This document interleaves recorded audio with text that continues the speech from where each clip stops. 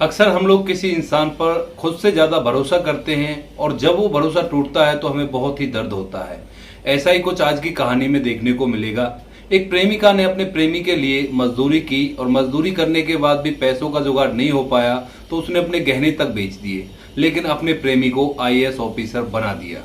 IAS officer बनने के बाद वह उसे धोखा दे देता है, उसके नंबर को ब्लॉक कर देता है और ना ही उससे बात किया करता है। क्या हुआ था, किस तरह से ये घटना घटी, पूरी सच्चाई जानने के लिए वीडियो को अंत तक जरूर देखें। नमस्कार दोस्तों, मेरा नाम है जीतू सौरवत और आप लोग देख रहे हो ब्रेन डिमांड चैनल। वीडियो को ज़्यादा से ज़्यादा शेयर करें और पेज को फॉलो करना ना भूलें। आज की ये घटना इलाहाबाद यूनिवर्सिटी की है। इलाहाबाद यूनिवर्सिटी के अंदर एक लड़की पढ़ा करती थी जिसका नाम था प्रियंका। प्रियंका के साथ ही क्लास में एक लड़का पढ़ा करता था जिसका नाम था प्रतीक। प्रतीक और प्रियंका एक अच्छे दोस्त थे, दोनों एक साथ पढ़ा लिखा करते और उसी कॉलेज के अंदर से अपनी ग्रेजुएशन कर रहे थे। प्रियंका के जो पिता थे वो अधिकारी थे, उसका भाई भी अधिकारी था और माँ हाउसवाइफ थी, तो उसका परिवार अच्छा खासा पढ़ा लिखा था और पैसों की उसको कोई भी दिक्कत नहीं थी। इधर जो प्रतीक है उसका पिता मुंबई के अंदर रिक्शा चलाया करता है और उसकी माँ अक्सर बीमार रहा करती है, तो प्रतीक की आर्थिक स्थिति थोड़ी कमजोर थी, लेकिन वो दोनों एक साथ कॉलेज में पढ़ा करते, काफी अच्छे दोस्त होते हैं, एक साथ कैंटीन में जाया करते और क्लास के अंदर भी हमेशा टॉप आया करते। इसी तरह से दिन बीत रहे थे। फर्स्ट ईयर होता है, फर्स्ट ईयर के बाद सेकेंड ईयर होता है और सेकेंड ईयर के बाद जैसे ही फाइनल ईयर होता है तो फाइनल ईयर में दोनों को एक दूसरे से गहरा वाला प्यार हो जाता है। अब फाइनल ईयर होने के बाद दोनों सोचते हैं कि भाई आगे क्या किया जाए, तो वो लोग डिसाइड करते हैं कि वो दिल्ली के मुखर्जी नगर जाएंगे और वहां पर आईएएस आईपीएस की कोचिंग लेंगे और एक अच्छे से पद को प्राप्त करेंगे, क्योंकि जो प्रियंका थी उसके पिता भी ऑफिसर थे, उसका भाई भी अच्छी पोस्ट पर नौकरी कर रहा था। तो इसी वजह से वो दोनों डिसाइड करते हैं कि एक अच्छी पोस्ट प्राप्त की जाए मेहनत करके। तो वे वहां से मुखर्जी नगर के लिए चल देते हैं। जो प्रतीक होता है वो प्रियंका से कहता है कि मैं तो नहीं जा पाऊंगा, मेरे पास इतने पैसे नहीं हैं, मेरी माँ की तबीयत खराब रहती है और पिताजी मुंबई के अंदर ऑटो चलाया करते हैं। लेकिन प्रियंका उससे कहती है कि पैसों की टेंशन तुम मत लो, पैसों का मुझ पे छोड़ दो, मैं किधर से भी तुम्हारा जुगाड़ करके तुम्हारा एडमिशन वहां करा दूंगी और रहने का भी देख लेंगे, तुम बस थोड़े बहुत पैसों का जुगाड़ कर लो। उसके बाद प्रतीक थोड़े बहुत पैसों का जुगाड़ करता है और उसके बाद प्रियंका और प्रतीक दोनों मुखर्जी नगर में पहुंच जाते हैं। वहां पे एक कोचिंग के अंदर वो दोनों एडमिशन ले लेते हैं और अपनी पढ़ाई को जारी करते हैं। यूपीएससी की वो तैयारी कर रहे थे। प्रतीक और प्रियंका दोनों एक ही क्लास में जाया करते, वहां पर अच्छी तरह से पढ़ा करते और दोनों एक दूसरे से प्यार किया करते। पीजी लेकर मुखर्जी नगर के अंदर ही रहा करते हैं। मुखर्जी नगर दोस्तों एक हब है जहां से आईएएस आईपीएस मोस्टली उसी जगह से निकलते हैं। वहां पर जाने के बाद इंसान का माइंड ही चेंज हो जाता है, उसे केवल पढ़ाई ही पढ़ाई दिखाई देती है, क्योंकि चारों तरफ जितने भी लोग हैं वो सभी अपने छोटे छोटे शहरों से उम्मीद लेकर उस जगह पर जाते हैं और कुछ बनने का जज्बा अपने अंदर रखते हैं। इसी तरह की जगह है, जब अगर आप लोग कभी वहां पर जाते हो तो आपके मन में एक अलग से फीलिंग आएगी, आपको लगेगा कि दुनिया तो ऐसे ही है, असली दुनिया तो ये है। ये लोग अपनी जिंदगी को बनाने के लिए कितनी मेहनत करते हैं सुबह से शाम तक, और ऐसी कई चीजें आपको वहां पे महसूस होंगी। इसके बाद दोनों अच्छी तरह से पढ़ाई करते हैं, पहला अटेम्प्ट देते हैं और पहले अटेम्प्ट के प्री एग्जाम में दोनों के दोनों फेल हो जाते हैं। इसके बाद जो प्रतीक है वो कहता है कि मैं अब इससे आगे नहीं कर पाऊंगा, मेरे पास इतने सारे पैसे नहीं हैं जो मैं अपने घर से लाकर यहाँ पर इस तरह की कोचिंग करूं। लेकिन प्रियंका उसे संभालती है, हौसला देती है और कहती है कि तुम पैसों की टेंशन मत लो, पैसों का जुगाड़ मैं अपने आप कर दूंगी। वो अपने घर पर झूठ बोलती है और झूठ बोलने के बाद थोड़े से पैसे ज्यादा मंगाया करती है और उसके बाद जो भी कसर रह जाती है उन पैसों को पूरा करने में वह ट्यूशन पढ़ा के उन पैसों को पूरा किया करती। इसी तरह से दिन बीत रहे थे। अब आता है सेकेंड अटेम्प्ट। सेकेंड अटेम्प्ट में दोनों के दोनों प्री एग्जाम को क्लियर कर देते हैं, लेकिन मेंस में जैसे एग्जाम देते हैं तो दोनों डिस्क्वालीफाई हो जाते हैं। अब दोनों फिर से एक बार मायूस हो जाते हैं, सोचते हैं कि ये हमारे बस का है ही नहीं और ये हमसे नहीं हो पाएगा। लेकिन प्रियंका प्रतीक को संभालती है और उससे कहती है कि होगा क्यों नहीं, सभी लोग अगर ऐसे ही हार मानकर चले जाएं तो कोई भी आईएएस आईपीएस नहीं बन पाएगा। अब एक बार फिर से वो लोग तैयारी करते हैं तीसरे अटेम्प्ट के लिए, और तीसरे अटेम्प्ट के लिए जैसे तैयारी करते हैं तो इस बार जो प्रतीक के घर से थोड़े बहुत पैसे आ रहे थे, उसके पिता ने उसे मना कर दिया था कि अब मैं तुम्हारे लिए पैसे नहीं भेज सकता, यहाँ तुम्हारी माँ की तबीयत भी खराब रहती है और ऐसा करो कि तुम वहां से वापस आ जाओ, अब मैं तुम्हारे पास पैसे नहीं भेज सकता। इस बात को प्रियंका को जब पता चलता है तो प्रियंका उसका धैर्य बनाती है और उससे कहती है कि तुम पैसों की टेंशन छोड़ो, अपने एग्जाम पर फोकस करो। और उसके बाद प्रतीक और प्रियंका दोनों फिर से उस एग्जाम की तैयारी में जुट जाते हैं। इसके बाद प्री होता है, प्री उनका क्वालिफाइड हो जाता है और अब आती है मेंस की बारी। अब मेंस के एग्जाम के लिए प्रतीक प्रियंका से कहता है कि भाई पैसों की दिक्कत है, मेरे घर से तो पैसे आ नहीं रही हैं और तुम इतना कहाँ करोगी, तुम मेरे पीजी का खर्चा उठा लो, वही काफ़ी है। लेकिन प्रियंका प्रतीक से कहती है कि तुम पैसों की टेंशन मत लो, तुम्हें कितने पैसे चाहिए, कोचिंग में एडमिशन ही तो लेना है। प्रतीक कहता है कि कोचिंग को छोड़ो, मैं अपने यहीं पे रहकर अपना पीजी से ही तैयारी करूंगा और मेंस को क्लियर करूंगा। प्रियंका कहती है कि ऐसे नहीं हो पाएगा, तुम कोचिंग में एडमिशन लो और जो भी पैसे चाहिए मैं तुम्हें दूंगी। उसके बाद प्रियंका, उसके पास एक चेन थी सोने की और एक अंगूठी थी, उनको बेचकर 40,000 रुपये लेती है और उनमें से 30,000 रुपये अपने प्रेमी प्रतीक को दे देती है और कहती है कि तुम अच्छी तरह से तैयारी करो, बाकी सब मुझ पे छोड़ दो। उसके बाद प्रतीक और प्रियंका दोनों मन लगाकर पढ़ाई करते हैं और अब आती है मेंस की बारी। मेंस एग्जाम में दोनों बैठते हैं, दोनों अच्छे से एग्जाम देते हैं और एग्जाम के बाद जब रिजल्ट आता है तो पता चलता है कि जो प्रतीक है उसका तो क्लियर हो गया और जो प्रियंका थी वो मेंस एग्जाम में रह चुकी है। अब जो प्रतीक है उसका मेंस क्लियर हो गया था तो वो आगे की तैयारी करता है इंटरव्यू के लिए और प्रियंका उसका हौसला बढ़ाती है। इसी तरह से दिन बीतते हैं और टाइम आ जाता है इंटरव्यू का। इंटरव्यू के टाइम में जो प्रतीक है उसके पास कोट पैंट सिलाने के लिए पैसे नहीं थे तो प्रियंका पैसों का जुगाड़ करती है, ट्यूशन पढ़ाया करती है और इस बार वो ज़्यादा से ज़्यादा बच्चों को ट्यूशन पढ़ाया करती क्योंकि पढ़ी लिखी तो वो थी ही पहले से ही, और 12th तक के बच्चों को ट्यूशन पढ़ा के कुछ पैसे कमाया करती और उन पैसों में से ही प्रतीक के लिए कोट पैंट सिलवाती है। वो उसे टेलर के पास ले जाती है और उसके लिए ब्लू और ब्लैक 2 कोट पैंट तैयार करवाती है।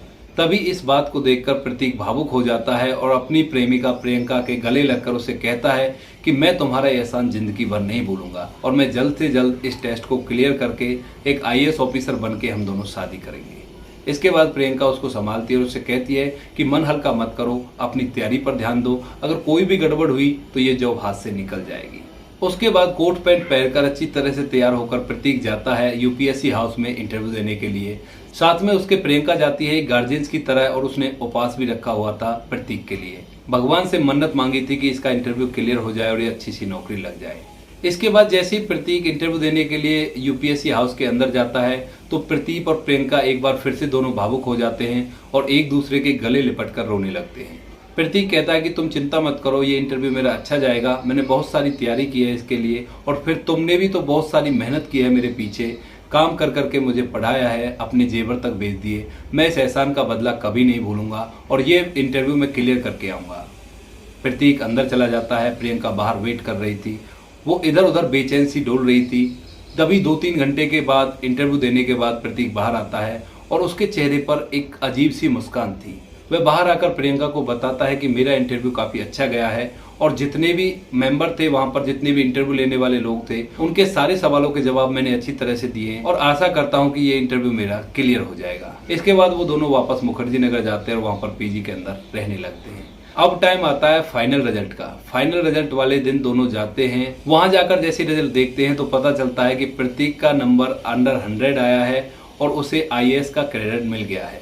इसके बाद दोनों बड़े ही खुश होते हैं और एक दूसरे के गले लिपटकर जोर जोर से रोने लगते हैं। और रोए भी क्यों ना दोस्तों, दोनों ने काफ़ी ज़्यादा मेहनत की थी। इधर प्रियंका ने उसे मेहनत करके बच्चों को ट्यूशन दे देकर उसे पढ़ाया था, अपनी चेन तक बेच दी, अपनी अंगूठी बेच दी और जो घर से पैसे आया करते थे उनमें से भी उसके लिए बचाकर कुछ कुछ उस पर खर्च किए थे। अब दोनों रो ही रहे थे, तभी प्रतीक कहता है कि तुम टेंशन मत लो, अब इसके बाद मेरी ट्रेनिंग होगी और ट्रेनिंग के बाद मैं IAS ऑफिसर बनूंगा और तुमसे शादी करूंगा। प्रतीक यहाँ पर बार बार वादे कर रहा था, कस्में खा रहा था और इसी तरह से वो लोग वहाँ से वापस आ जाते हैं। इसके बाद वो लोग कैनाट प्लेस घूमने के लिए जाते हैं और वहाँ पर एक अच्छी सी शाम बिताते हैं। अब धीरे धीरे टाइम आ जाता है ट्रेनिंग का। प्रतीक की ट्रेनिंग होती है तो प्रतीक तैयार होता है। इधर जो प्रियंका है वो उसके साथ जाती है उसको छोड़ने के लिए। तो मुखर्जी नगर से लवासना तक के लिए वो एक गाड़ी करते हैं और उस गाड़ी में बैठकर दोनों लवासना पहुंच जाते हैं। वहां से आगे का सफर वो बस से तय करके मसूरी पहुंच जाते हैं जहां पर प्रतीक की ट्रेनिंग होनी थी। अब ट्रेनिंग ग्राउंड के गेट पर दोनों पहुंच जाते हैं। प्रतीक और प्रियंका एक दूसरे की तरफ देखते हैं और देखते देखते दोनों भावुक हो जाते हैं। अब जो प्रतीक है वो ट्रेनिंग के लिए अंदर जाने ही वाला था, लेकिन फिर से एक बार दोनों एक दूसरे के गले लगकर फिर से एक दूसरे से वादा करते हैं। प्रतीक जो प्रियंका से कहता है कि प्रियंका तुम टेंशन मत लो, अब केवल मेरी एक ट्रेनिंग रह गई है और ट्रेनिंग के बाद मैं IAS बन जाऊंगा और फिर हम दोनों एक साथ शादी कर लेंगे। ऐसा कहकर भारी मन करके जो प्रतीक है वो ट्रेनिंग ग्राउंड के अंदर चला जाता है और प्रियंका वापस अपना मुखर्जी नगर आ जाती है।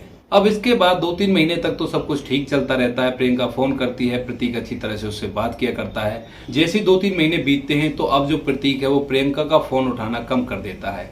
2-3 दिन के बाद फोन उठाया करता जब भी अच्छी तरह से बात नहीं किया करता। अब प्रियंका समझती है कि हो सकता है वहाँ पर ट्रेनिंग में है तो ये थोड़ा ज़्यादा बिजी रहता हो, तो इस वजह से ये मेरा फ़ोन नहीं उठा रहा है।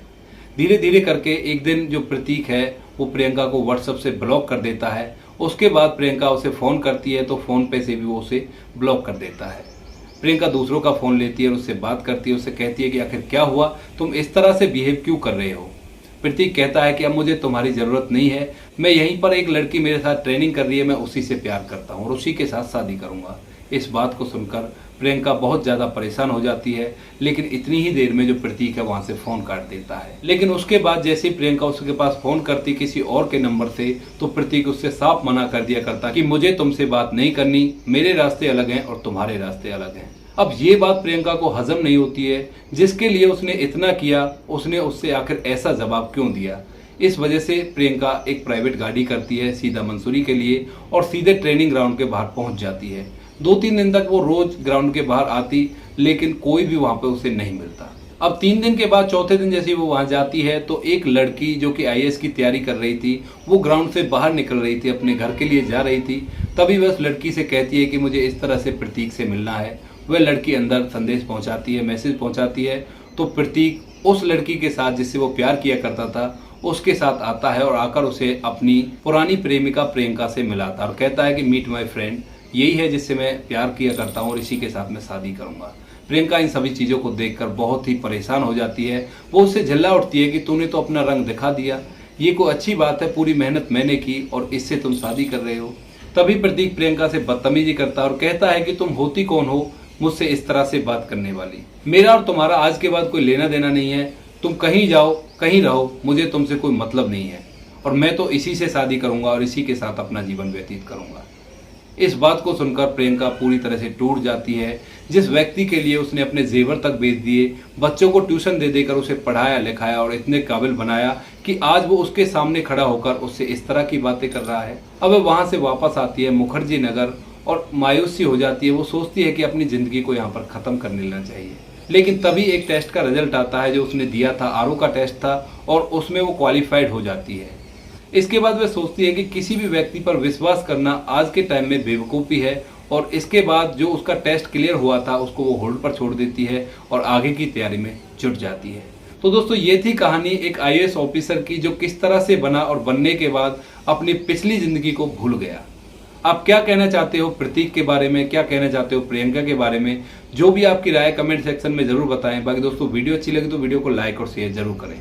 मिलते हैं किसी नेक्स्ट वीडियो में नए टॉपिक के साथ, तब तक के लिए जय हिंद, जय भारत, जय हिंदुस्तान।